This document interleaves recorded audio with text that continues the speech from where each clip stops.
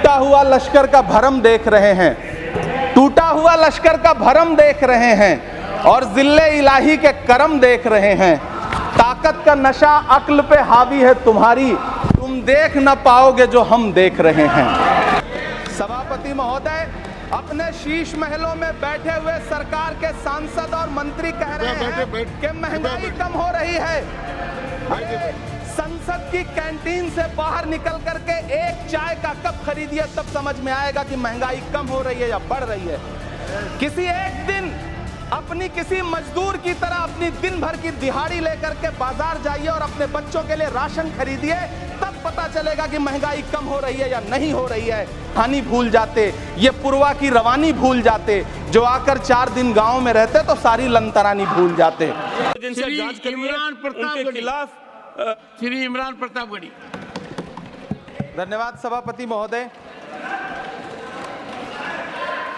आपने मुझे आम बजट पर बोलने का मौका दिया।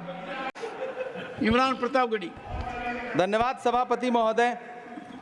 83 मिनट 71 बार थपथपाई गई मेज, 14,417 शब्दों का बजट भाषण और उस बजट में अपने लिए राहत तलाशती मिडिल क्लास की हैरत ज़दा आंखें। सभापति महोदय, मेरे हाथों में जो दस्तावेज है, दरअसल ये देश के किसानों, गरीबों, मजदूरों की उम्मीदों का स्मारक है। ऐसा लग रहा है जैसे वित्त मंत्री महोदया ने बजट नहीं तैयार किया है, बल्कि प्रधानमंत्री जी की मन की बात का संकलन तैयार किया है। टूटा हुआ लश्कर का भरम देख रहे हैं, टूटा हुआ लश्कर का भरम देख रहे हैं और जिल्ले इलाही के करम देख रहे हैं। ताकत का नशा अक्ल पे हावी है तुम्हारी, तुम देख न पाओगे जो हम देख रहे हैं। वित्त मंत्री महोदया ने इस बजट में महंगाई पर सिर्फ 10 शब्द बोला है। जिस देश में टमाटर 100 रुपए किलो बिक रहा हो। सभापति महोदय, मेरा टाइम पॉज करें और बार बार इंटरप्ट करने को या तो मना करें। हाँ बोले, कृपया बोले। सभापति महोदय, वित्त मंत्री महोदया ने इस बजट में महंगाई पर सिर्फ 10 शब्द बोले हैं। जिस देश में टमाटर 100 रुपए किलो बिक रहा हो, उस देश की वित्त मंत्री के पास बजट में महंगाई पर बोलने के लिए सिर्फ 10 शब्द है। डीजल, पेट्रोल, आटा, चावल, दाल, सब्जी की महंगाई का तो कोई जिक्र ही नहीं। सावन चल रहा है तो प्याज और लहसुन का दाम पूछना तो शायद पाप होगा। मैंने तो यह भी सुना है कि वित्त मंत्री जी जो चीज खुद नहीं खाती हैं, उसके दाम से उनका कोई लेना देना नहीं होता। लेकिन इस बार बजट पेश करने के लिए पार्लियामेंट आने से पहले वित्त मंत्री जी ने दही और चीनी खाई थी। अब तो उनसे यह पूछा जा ही सकता है कि उन्हें दही, दूध और चीनी का रेट तो इन दिनों पता ही होगा। क्या उसे सस्ता करवाएंगी या नहीं सस्ता करवाएंगी? अगर पता है तो कृपया सस्ता करवाइए, क्योंकि इसी चीनी ने अमेठी में एक मंत्री महोदया का राजनीतिक कैरियर कड़वा कर दिया।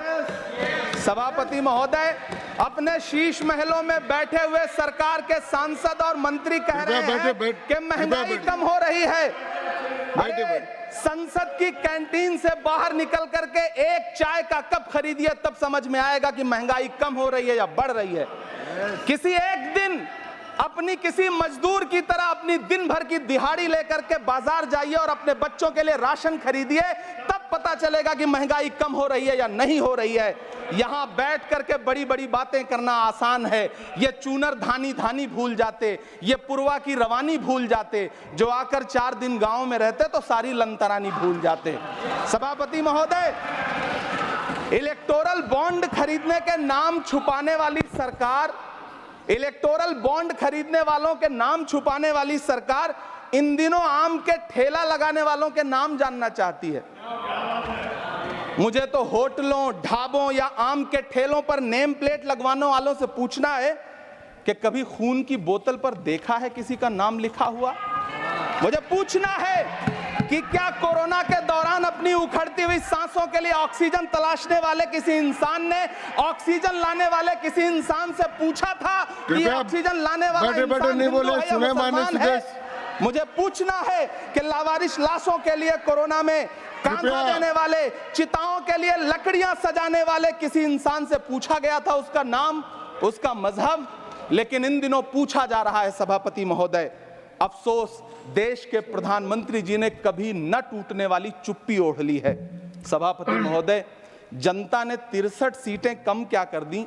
ये सरकार तो अमृतकाल का नाम लेना ही भूल गई। ये भूल गई है अमृतकाल को, ये भूल गई है मनरेगा को, ये भूल गई है मौलाना आजाद नेशनल फेलोशिप को, ये भूल गई है मणिपुर को, ये भूल गई है महाराष्ट्र को। मुझे गर्व है कि मैं राज्यसभा में महाराष्ट्र का प्रतिनिधित्व करता हूं। महाराष्ट्र जो देश की आर्थिक राजधानी है, जो टोटल कॉर्पोरेट टैक्स का 40%, इनकम टैक्स का 32% और जीएसटी का 20% इस देश को देता है, उस महाराष्ट्र के लिए इस बजट में एक शब्द नहीं है। आप बैठ जाए। सभापति महोदय, आखिर महाराष्ट्र से किस बात का बदला लिया जा रहा है? महाराष्ट्र ने लोकसभा चुनाव में बाबा साहब अम्बेडकर के संविधान को बचाने के लिए वोट क्या कर दिया? प्रधानमंत्री जी तो महाराष्ट्र से बदला लेने पर उतर आए। अब तो शायद उन्हें याद भी ना हो यवतमाल का वो दाभड़ी गांव, जहां 20 मार्च 2014 को वो किसानों के साथ चाय पर चर्चा करने गए थे और उनकी किस्मत बदलने के सपने दिखाए थे। उसी यवतमाल में पिछले 6 महीने में 132 किसानों ने आत्महत्या की है। सभापति महोदय, महाराष्ट्र में हर महीने 209 किसान आत्महत्या कर रहे हैं।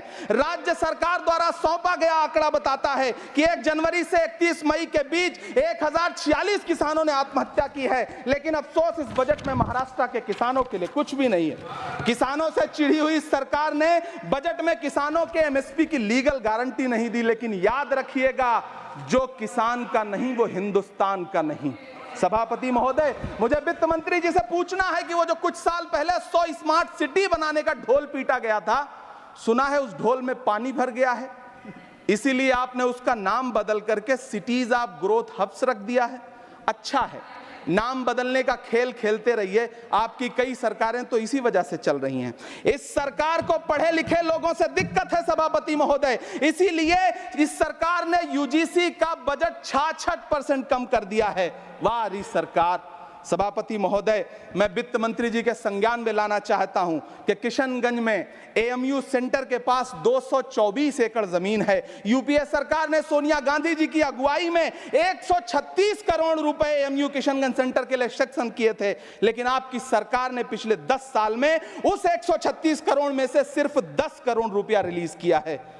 1.5 करोड़ की आबादी वाला सीमांचल बेहतर शिक्षा के लिए उस सेंटर की बाट जोह रहा है। मेरा आपसे सवाल है कि इस सेंटर का बाकी पैसा आप कब रिलीज करेंगे? मुझे उम्मीद है वित्त मंत्री महोदया जवाब जरूर देंगी। सीमांचल उसी बिहार में आता है जिसकी बैसाखी के सहारे आपकी सरकार चल रही है।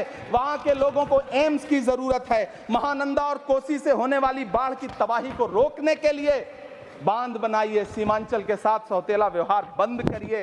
इकोनॉमिक कॉरिडोर बनाने से किसी राज्य का विकास नहीं होगा। विकास होगा स्वास्थ्य और शिक्षा के बुनियादी मुद्दों के लिए बजट देने पर।